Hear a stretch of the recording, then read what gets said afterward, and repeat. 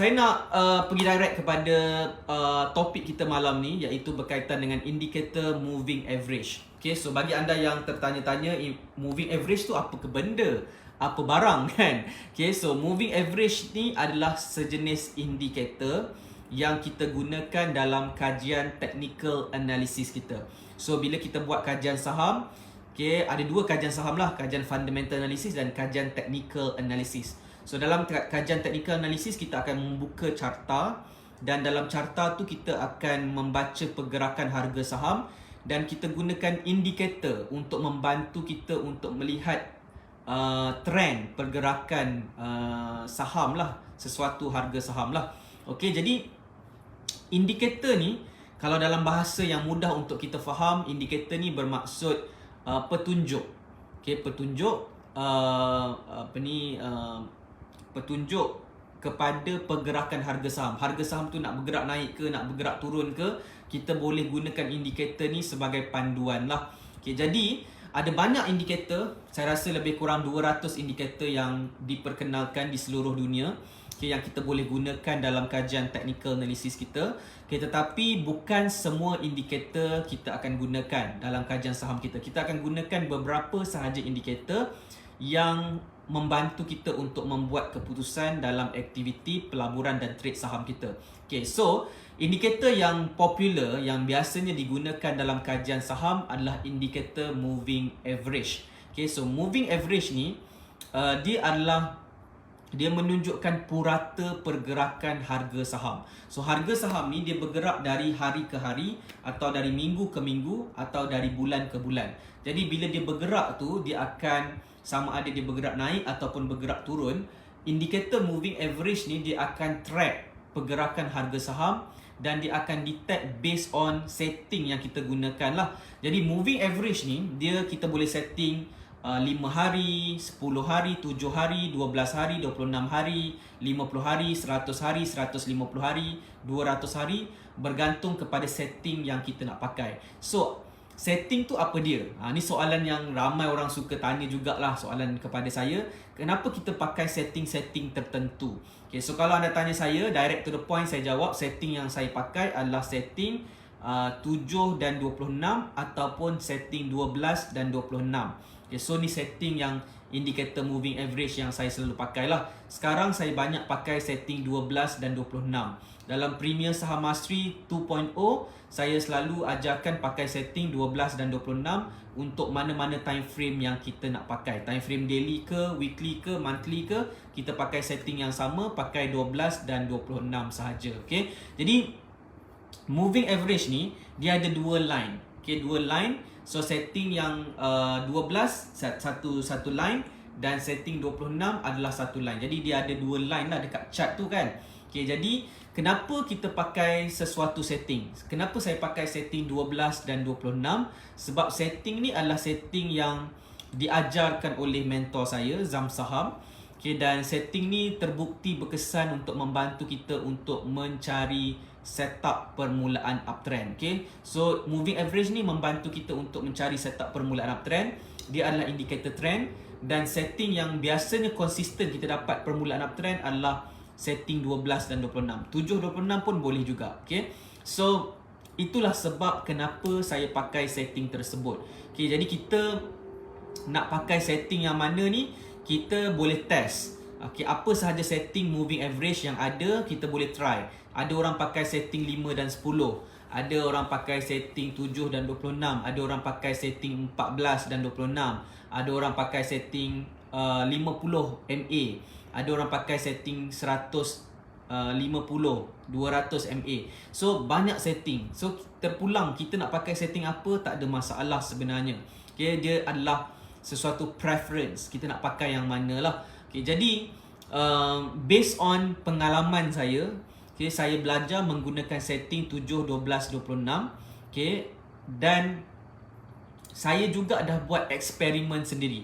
Bila saya tukar setting, saya pakailah setting mana-mana yang saya cuba.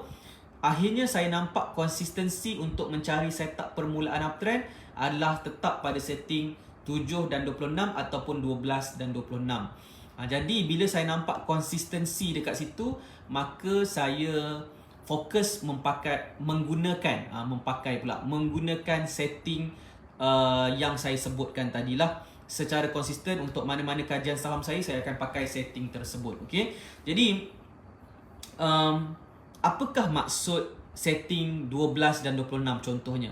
So 12 bermaksud 12 hari. Jadi bermaksud harga saham ni, okay, bila dia bergerak dalam masa 12 hari, moving average ni dia akan track sama ada akan harga naik ke turun, dia akan track sampai 12 hari. Lepas 12 hari dia akan track lagi 12 hari. Dia akan plot. Lepas 12 hari dia plot, lepas 12 hari dia plot, lepas 12 hari dia plot. So dia akan plot mengikut setting 12 hari.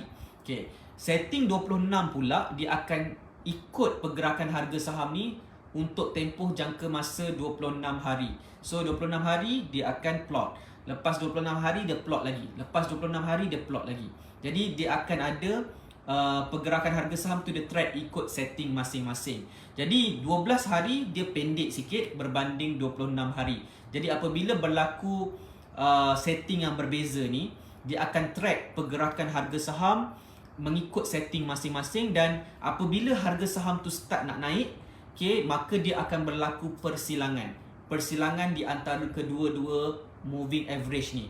So bila dia berlaku persilangan, maka kita akan dapat detect bilakah waktu harga saham tu nak bergerak naik. Okay, alright. So that's why indikator ni membantu kita untuk melihat pergerakan harga saham. Okay, dan kita nak tengok setting tu dia berubah pada waktu bila lah.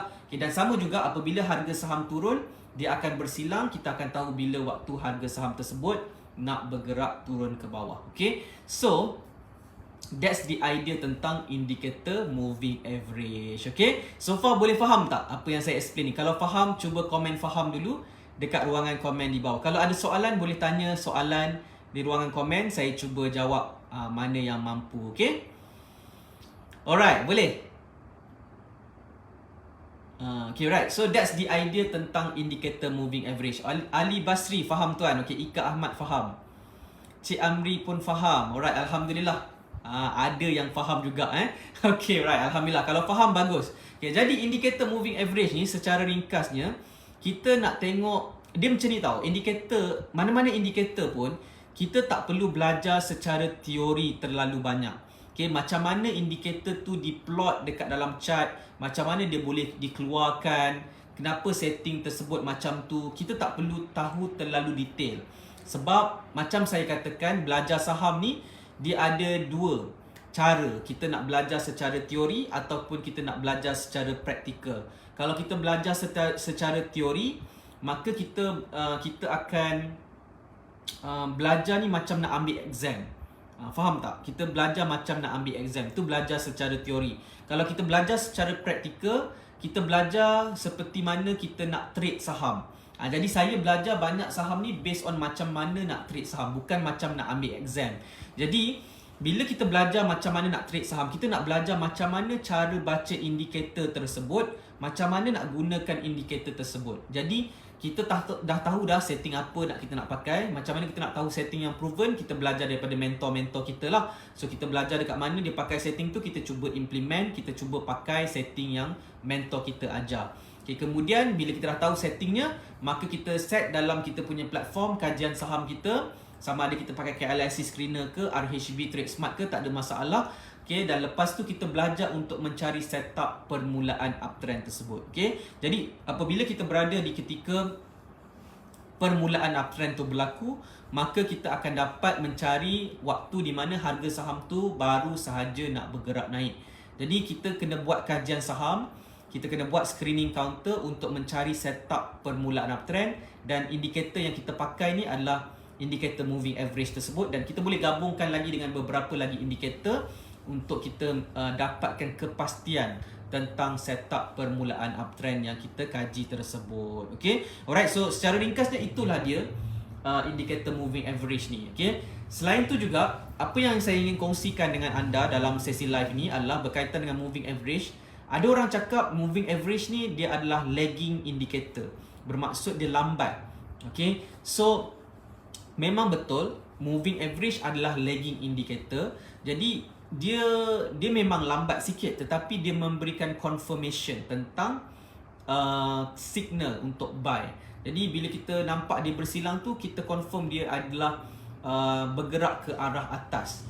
Jadi dia bukanlah terlalu cepat, tetapi dia ada confirmation. Dan bila nak jual nanti, kita tak boleh tunggu sell signal moving average untuk jual, sebab dia lambat. Jadi bila dia jatuh dulu baru kita nampak signal tersebut.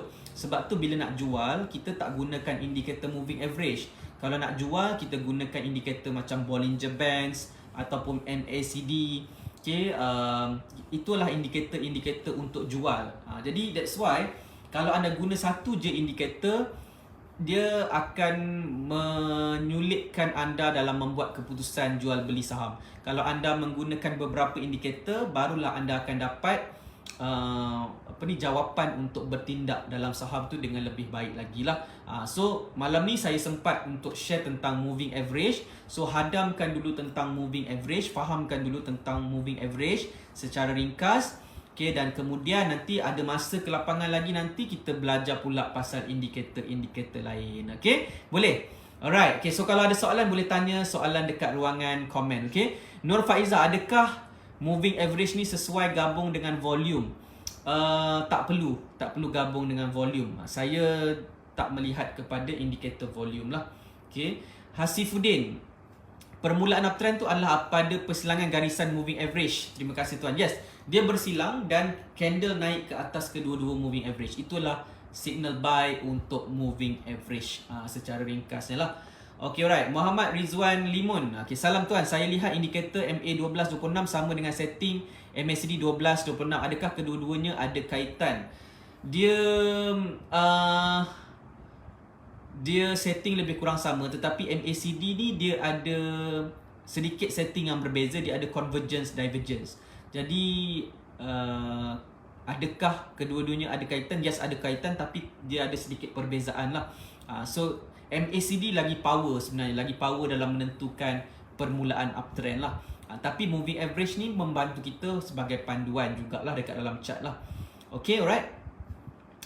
Cempaka Kuning, Assalamualaikum. Waalaikumsalam warahmatullahi. Ashraf Razak is watching. Ika Ahmad boleh.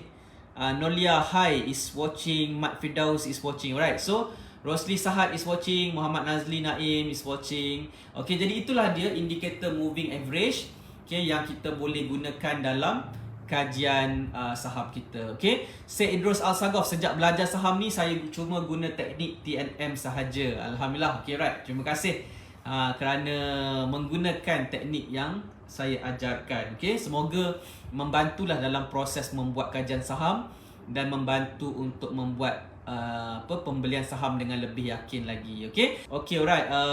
Rosli bin Ahmad, tuan, dalam M+ online boleh buat kajian ke? Dalam M+ online boleh buat kajian, dia ada charting juga. Cuma sama ada dia user friendly ataupun tidak lah. Setakat ni platform kajian saham saya yang saya gunakan untuk buat kajian saham adalah RHB Trade Smart dan juga KLSE Screener. So dua platform ni yang saya suka gunalah. M+ online saya jarang gunakan sebab saya tak berapa suka dia punya interface dia.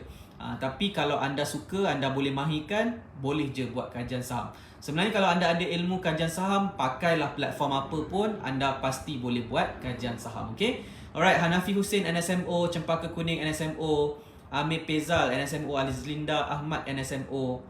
Okay, alright. So terima kasih kepada anda yang komen NSMO. InsyaAllah esok pagi anda boleh join untuk sesi NSMO. Nanti saya berikan link dekat ruangan komen. Saya akan reply siapa yang komen NSMO dan anda boleh daftar untuk join NSMO. Okay, alright. Shanim Ahmad, Bursa Malaysia waktu terbaik tuan rasa pagi atau petang? Pagi petang sama je. Okay, yang penting anda dah buat trading plan dan tahu kenapa anda beli sesuatu counter saham. Okay, alright. Nazri Muhammad, broker apa yang terbaik untuk trade saham di BSKL? Nazri Muhammad, broker apa yang terbaik? Saya tak pasti apa yang terbaik based on your preference. Tetapi yang saya selalu gunakan adalah M+ online, RHB Trade Smart.